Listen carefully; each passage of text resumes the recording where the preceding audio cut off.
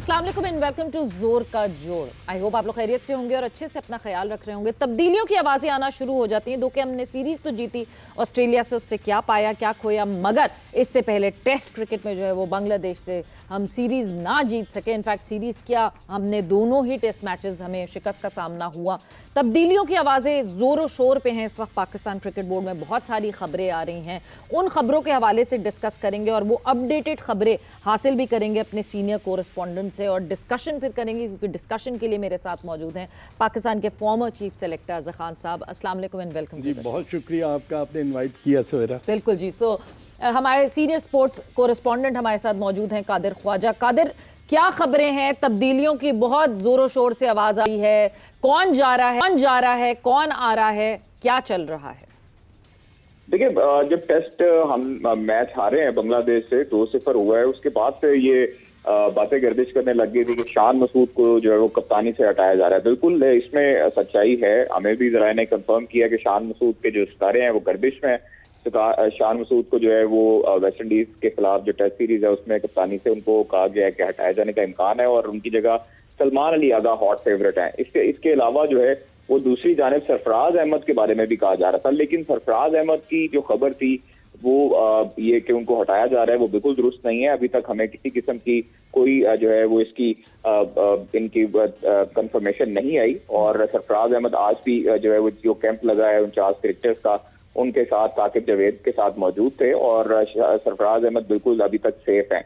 यूनुस खान और मोहम्मद हफीज की जो है वो कुछ रोज कबल चेयरमैन पाकिस्तान क्रिकेट बोर्ड जराये में बताते हैं कि मोहसिन नकवी से उनकी मुलाकात हुई है और यूनुस खान और मोहम्मद हफीज का जो रोल है वो अभी तक डिफाइन नहीं किया गया कि उनको किस रोल के लिए और किस डेजिग्नेशन के लिए लाया जा रहा है। अलबत्ता कहा यह जा रहा था कि यूनुस खान हेड कोच होंगे और मोहम्मद हफीज को सिलेक्शन कमेटी के साथ साथ डायरेक्टर का भी रोल दिया जाएगा। लेकिन हमें जो जराये बताते हैं कि मोहम्मद हफीज को डोमेस्टिक में खास तौर पर एक जिम्मेदारी मिलने का इम्कान है, जबकि उसके साथ साथ यूनुस खान जो है उनको जो बैटिंग कोच के हवाले से भी ऑफर दी गई थी।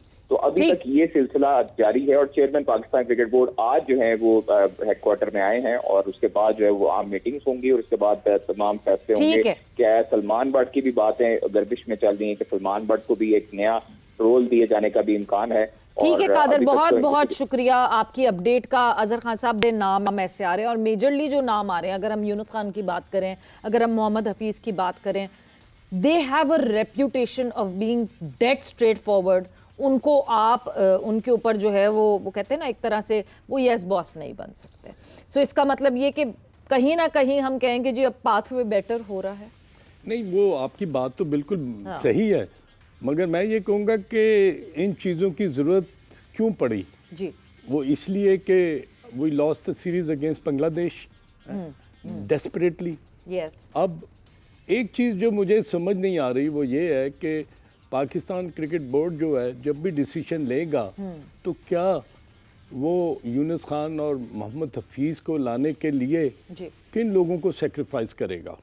देखें, अगर सरफराज अहमद को आए हुए कितनी देर हुई है, आई थिंक मेरा ख्याल है कि उनको ये एक ही पहली सीरीज थी जो बांग्लादेश के against. You should not be changing and chopping your management so quickly. No knee jerk reaction. Exactly. अब आप देखें कि अगर आप इस तरह नया प्ले नया अपना सिस्टम लेके आ जाएंगे, नए कोचेस लेके आ जाएंगे, तो सवेरा मुझे ये बताएं कि जो चले गए हैं उनके लिए तो फिर कोई टाइम ना हुआ, उनको तो टाइम मिला ही नहीं।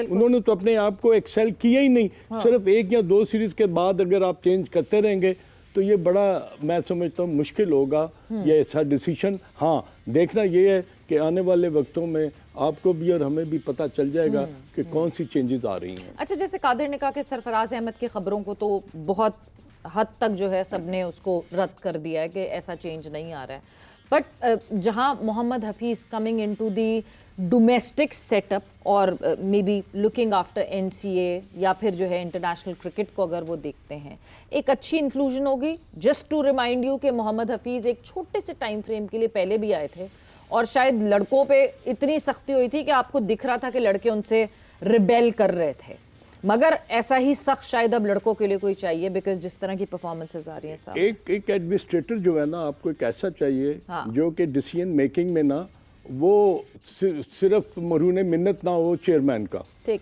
ही has this ability to take decision of his own. बिल्कुल। अगर वो ये करता है और फिर वो डिसीजन जो है ना वो आपकी फर्स्ट क्लास क्रिकेट में या आपके आने वाले जो भी टूर्नामेंट है उसमें अगर आपको सही पैसेज मिलता है, पाथ मिलता है और उसके ऊपर वो बहुत संजीदगी के साथ गौर करते हैं और उसको एग्जीक्यूट करते हैं, जी। तो I think it's not a bad idea. हाँ। तो अब देखना ये है कि जब वो आएंगे तो वो कौन से डिसीजन लेंगे हाँ। और वो पाकिस्तान की क्रिकेट के लिए कितना फायदेमंद होंगे। बिल्कुल, क्योंकि अजहर साहब पैसेज ऑफ पाथ की आपने बात की, वो बहुत इंपॉर्टेंट है, इसलिए क्योंकि कल हमने देखा गद्दाफी स्टेडियम में फाइनल हुआ, नेशनल T20 कप का फाइनल हुआ, Karachi and Abbottabad were in action, Abbottabad ने जीत हासिल की, बट द प्लेयर्स हम बात कर रहे हैं ये नेशनल T20 है, यानी नेशनल T20 में वो प्लेयर्स हों जिनको हम आगे पाकिस्तान के लिए T20 खेलते हुए देखें।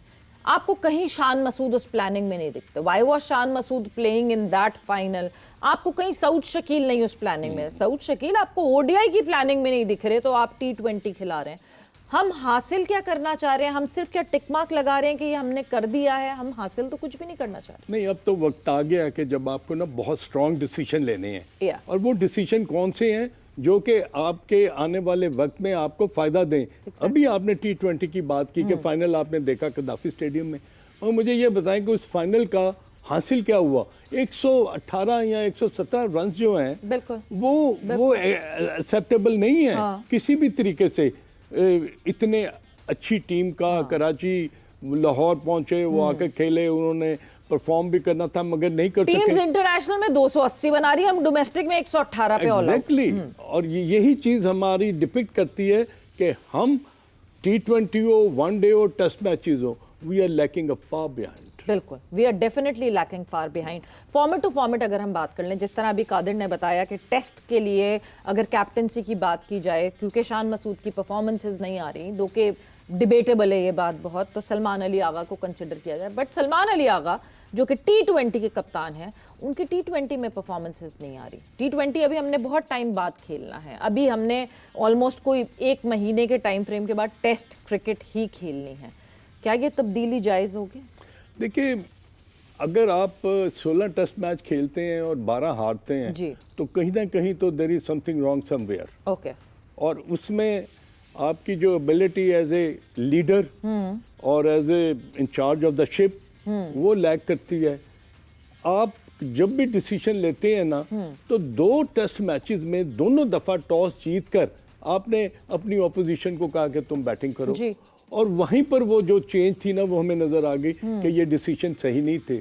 दुनिया में कितने भी बड़े कंट्रीज होंगी ना जो क्रिकेट टेस्ट मैचेस खेलती हैं, वो हमेशा कंडीशंस को नहीं देखती। उन्हें पता है कि इतनी गर्मी पड़नी है, पिच जो है वो डॉसाइल हो जाएगी, अब्रेसिव हो जाएगी, बॉल टर्न करेगा, ग्रिप मतलब करेगा। 4th इनिंग में खुद को भेज देना एक सबसे बड़ा क्रिमिनल एक्ट है। यस, आप इंग्लैंड में हो, ऑस्ट्रेलिया में हो, न्यूजीलैंड में हो, they will not let you कि जी आप आके अगर टॉस उन्होंने जीता तो वो बैटिंग नहीं करेंगे, वो बैटिंग करेंगे ताकि चौथी इनिंग में ना उनको वो पिच की जो वेयर एंड टेयर है वो इम्पैक्ट ना डाल सके। तो आई थिंक ये डिसीजन जो होते हैं ना, ये एज ए कैप्टन आपको लेने पड़ते हैं। You don't have to rely on the others कि वो आपकी टीम मैनेजमेंट आपके लिए डिसीजन ले। In my opinion I think that was the biggest mistake which Pakistan has made. बिल्कुल, toss was the biggest mistake and then debatable है कि क्या किस तरह की टीम खिलाई गई, क्या टीम उतारी गई, क्या उस पर डिसीजन सही थे कि नहीं थे, क्या हमारे पास लड़के हैं लॉन्गर फॉर्मेट खेलने के, टेस्ट क्रिकेट खेलने के, क्या वो सिलेक्ट प्रॉपर्ली हो रहे हैं कि नहीं। बट यस अजहर साहब, बहुत सारी और इफ एंड बट्स बहुत है। मे बी सिलेक्शन कमेटी पे भी बात जाती है, मे बी कोच पे भी बात जाती है, मे बी कैप्टन पे भी बात जाती है, बट ऑल इन ऑल जो शायद टीम वर्क है वो अप टू डेट नहीं हुआ, अब टाइट नहीं हुआ। नहीं, अब ना वो वक्त गुजर गया जबकि आप ना कहते थे कि नहीं अभी इनको और मौका मिल जाए, अभी ये और खेल जाएं। Savera, no, it's not acceptable. Now it's the time to take a very strong and stern decision, और decision for the benefit of the team. जी, आपने वेस्ट इंडीज जाना है, फिर आपने इंग्लैंड जाना है। Time to take strong and stern decision. अगर अजहर साहब, हमारा स्टर्न डिसीजन यहाँ पे भी लेना पड़ेगा बिकॉज वक्त खत्म हो गया। But thank you for being here. जोर का जोड़ का वक्त यहाँ पे खत्म होता है। Savera Pasha signing off. Take care, bye bye, अल्लाह हाफ़िज़।